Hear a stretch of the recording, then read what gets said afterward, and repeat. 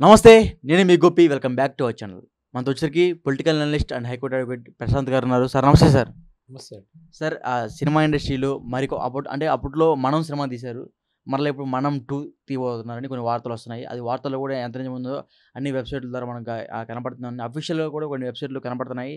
అదేవిధంగా అప్పుడు నాగ చైతన్య గారికి పెళ్లి కాలేదు. మొన్న రీసెంట్‌గా పెళ్లయింది. పెళ్లయి కొంచెం విడాకులు కూడా జరిగిపోయాయి. మరలా ఇప్పుడు సమంత గారైతే ఈ సినిమాలో అంటే విడాకులు జరిగిపోయిన తర్వాత మనం 2 వస్తుంది. సో, విడాకుల తర్వాత మళ్ళీ మనం 2లో నటించడానికి సమంత గారు వస్తున్నారు అని కొన్ని వార్తలైతే వినిపిస్తున్నాయి. ఈ వార్తల్లో ఎంత మేరకు నిజమంటారు? The 2 points to be noted as per my observation. రాజకీయాలలో పర్మనెంట్‌గా మిత్రులుండరు, శత్రులుండరు. సినిమాలలో కూడా అంతే. ఎందుకంటే పాత్ర పరంగా వాళ్ళు క్యారెక్టర్స్ చేసుకొని పోవాలి. ఎందుకంటే ఈ 2 రంగాలు ప్రజలతోని అంటే రికగ్నిషన్ ఉంటుంది ప్రజల మధ్యలో. ఓకేనండి. ఓకే.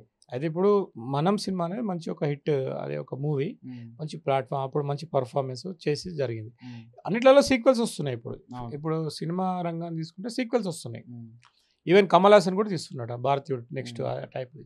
చాలా సీక్వెల్స్ వస్తున్నాయి. ఎందుకంటే ట్రెండ్ ఉన్నది. ఇప్పుడు ఒక దృశ్యాన్ని చూసి ఇప్పుడు ప్రేక్షకుడు మర్చిపోలేడు కదా అండి. అదే కంటిన్యూగా వాళ్ళు చూస్తుంటారు. కంపల్సరీ ఇప్పుడు స్టార్ డమ్ ఉంది కాబట్టి ఆ ట్రెండ్తోనే సినిమాకి మినిమం గ్యారంటీ ఉంటుంది, వెళ్ళిపోతుంది అది. కాబట్టి జరుగుతుంది. ఇక్కడ మీరు అనేది సబ్జెక్ట్ ఏంటంటే మళ్ళీ వాళ్ళకి కలిసే అవకాశం ఉందా, ఆ షూటింగ్లో కలుస్తుంటారు డైరెక్ట్గా, మళ్ళీ వాళ్ళు అంటే ఇంకో కొన్ని వార్తలు వస్తున్నాయి. ఆమెకి రెండో మ్యారేజ్ చేసుకోబోతుందని, అంటే కొన్ని సరోగసీ ద్వారా ఆమె ప్రెగ్నెన్సీ వచ్చిందని ఇలాంటి వార్తలు వినబడుతున్నాయి. సో, దానికి మీరేమంటారు?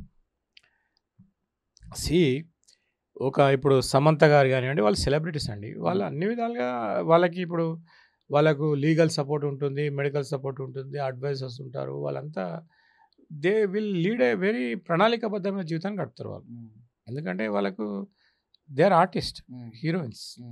వాళ్ళు ఏమంటారు స్టార్స్ అంటారు వాళ్ళు. వాళ్ళకి తెలుసు ఇప్పుడు ఎవరు వాళ్ళ లిమిట్స్లో చేసుకుంటారు అంతే. అంటే కొందరు ఎవరైతే those are mentally strong, definitely they will lead a dignified life. ఇప్పుడు వాళ్ళకు మానసిక స్థైర్యాన్ని కోల్పోతే ఎవరైనా ఆర్టిస్ట్ అయినా పొలిటీషియన్ అయినా ఉండరు ఫీల్డ్లో. అది మై ఒపీనియన్. సార్ అదేవిధంగా మనం సినిమా అప్పట్లో అంటే సూపర్ డూపర్ హిట్ అయింది. సో, ఇప్పుడు మళ్ళీ ఈ సినిమాలో నటిస్తే ఈ సినిమా హిట్ అయితే ఫ్లాప్ అయితే అనుకుంటున్నారు? అంటే తప్పకుండా చూస్తారు. ఎందుకంటే ఆడియన్స్ అనేవాళ్ళు మంచి సినిమాని చూస్తుంటారు. తప్పకుండా సినిమా అక్కడి వరకే వెళ్తారు. అయితే ఇక్కడ మనకి ఇప్పుడు ఏంటంటే గోపి గారు, ఇప్పుడు మనకు ఇప్పుడు తెలంగాణ ఫార్మేషన్ అప్పుడు చాలా స్టాగ్నేట్ అయింది ఫిలిం ఇండస్ట్రీ. షూటింగ్స్ లేవు, ఏం లేవు. ఇప్పుడు అలాంటి పొలిటికల్ రెస్ట్రిక్షన్స్ అయితే ఏం లేవు కదా. ఫిలిం ఇండస్ట్రీకి మంచిగా చాలా సినిమాలు, రోజుకు 2-3 సినిమాలు రిలీజ్ అవుతున్నాయి, 4-5 సినిమాలు వెళ్ళిపోతున్నాయి. హిట్ ఫాట్ ఏదో ఇండస్ట్రీ బిజినెస్ జరుగుతుంది. ఇప్పుడు వాళ్ళకి ఆడియన్స్ ఉన్నారు కదండి. ఇప్పుడు సమంత గారికి ఫ్యాన్స్ ఉన్నారు, తమన్నా గారికి ఉన్నారు. తమన్నా గారు కూడా మంచి ఆర్టిస్టే, వాళ్ళు ఉన్నారు. కంపల్సరీ వాళ్ళు చూస్తుంటారు వాళ్ళని. అయితే ఎంతైనా కథాబలం లేకపోతే సినిమా ఆడదు. అవును. ఆర్టిస్ట్లో ఏదో చూస్తారు యావరేజ్గా, మంచి కథాబలం అన్నీ బాగుంటే, అది క్రియేటివిటీ, డైరెక్టర్, మ్యూజిక్ డైరెక్టర్ వాళ్ళు బాగా చేయగలిగితే మళ్ళీ కొత్త హిట్ అవుతుంది అంతే. సో, సమంత గారు అంటే ఇప్పుడు విడాకులు అయిపోయినాయి కాబట్టి మళ్ళా మనం సినిమాలో నటిస్తారంటారా, నటించరంటారా? నో, నేను పర్సనల్ ఇప్పుడు అంటే మీ అభిప్రాయం చెప్పండి సార్. చెప్పండి. ఇప్పుడు నేను ఉన్నానండి. ఇప్పుడు నాకు సంబంధం, ఇప్పుడు ఎవరైనా ఆర్టిస్ట్, ఆమెకి ఎవరితోని పని, ప్రొడ్యూసర్తో పని, డైరెక్టర్తో పని, ఎవరితో ఏం పని దానికి. ఆమె కాల్ షీట్ ఇచ్చి డేట్ ఇచ్చుకొని ఆమె డేట్స్ ప్రకారం ఆమె షూటింగ్ చేసుకొని వెళ్ళిపోతుంది. ఆమెకు తెలియదు ఆ డిసిప్లిన్. ఆమె పాత్ర ఎంతవరకు చేసుకొని ఆమె వెళ్ళిపోతుంది. 15 నిమిషాల ఫ్లైట్లో వెళ్ళిపోతుంది, ఒక 1000 కిలోమీటర్ దూరం వెళ్ళిపోతుంది ఆమె. దట్ ఈస్ అది వాళ్ళు, మీరు అనేది ఏంటంటే వాళ్ళు కలుసుకుంటారా, మాట్లాడుకుంటారా, అది that is there personal thing, మనం చెప్పలేం కదా. ఇప్పుడు సమంత గారు ఈ జీవిత ప్రయాణంలో అలాంటి ఆమె ఎప్పుడు డిసప్పాయింట్ కానట్టు ఎప్పుడు లేదు కదా. She is very strong mentally. అదే కనిపిస్తుంది సమంత గారి ఆమె ఇప్పుడు బయోగ్రఫీ చూస్తే. అంటే మీరు నాకు ఇంకొక విషయం క్లారిటీ ఇవ్వలేదు సార్.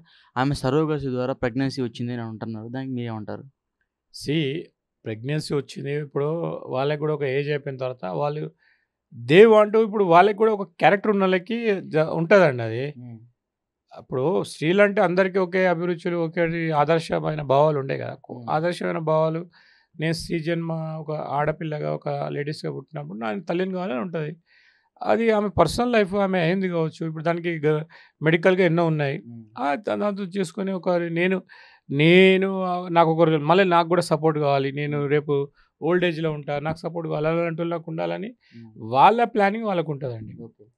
దానికి దీనికి మనం చెప్పలేం, లింకప్ చేయాలి. ఇక్కడ మీరు చెప్పేది మనం సెకండ్ పార్ట్ తీస్తున్నారు, పాత కాంబినేషన్లో ఆర్టిస్ట్ క్రూ అంతా అందరు తీస్తున్నారు, వీళ్ళు వస్తున్నారు, అక్కడ జరుగుతుంది అనేది లెట్ దెమ్ గో.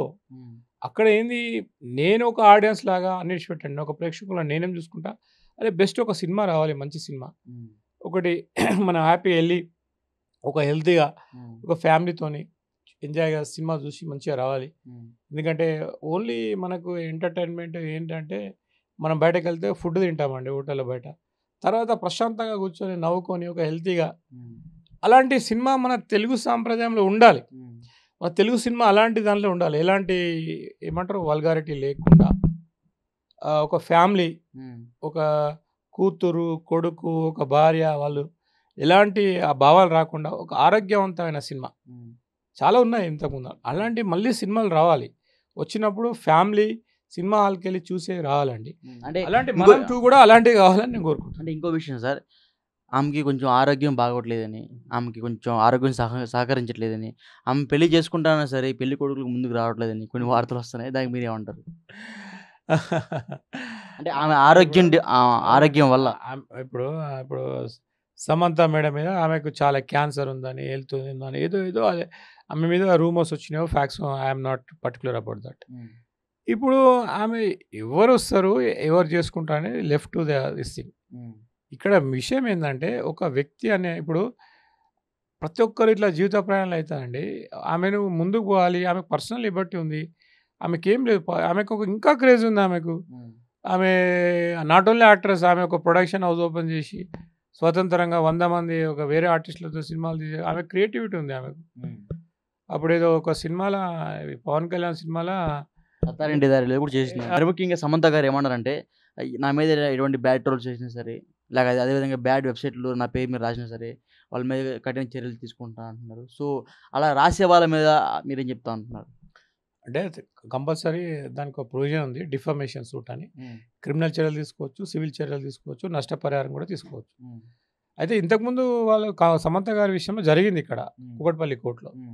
మరి దాన్ని సమంత గారు ఏం చేస్తున్నారు, అలాంటి ఒక అడ్వకేట్స్ అప్రోచ్ అయితే వాళ్ళకి సమంత గారికి తప్పకుండా న్యాయం చేస్తారు. సో ఫైనల్గా సమంత గారి విషయంలో మీరు ఒక మాటలో చెప్పండి, ఏం చెప్తారు? సమంత గారికి చాలా గుండె ధైర్యం ఉంది, అమ్మాయికి మంచి టాలెంటెడే ఆర్టిస్టే. కొన్ని హెల్త్ కూడా పర్మిట్ చేయకుండా కొందరు వచ్చేస్తారు. ఇప్పుడు అంటే ఆమె టాలెంట్తో వచ్చింది, ఆమె she is the only talented hard worker అంతే. ఇప్పుడు అంటే ఇండస్ట్రీకి కావాల్సింది అదే, she has fulfilled and she has play అంటే ఒక ప్రేక్షకుల హృదయాల్లో ఒక స్థానం సంపాదించుకుంది. కాబట్టి ఐ బ్లెస్ హర్, మంచిగా ఉండాలి, హ్యాపీగా ఉండాలి, ముందుకెళ్ళాలని నేను కోరుకుంటా. అంత ఈజీ కాదు ఒక artist. I wish all the best Telugu film industry. మంచి సినిమాలు తీయండి, మాలాంటి ప్రేక్షకులకి ఆనందాన్ని ఇవ్వండి. Okay sir, thank you sir.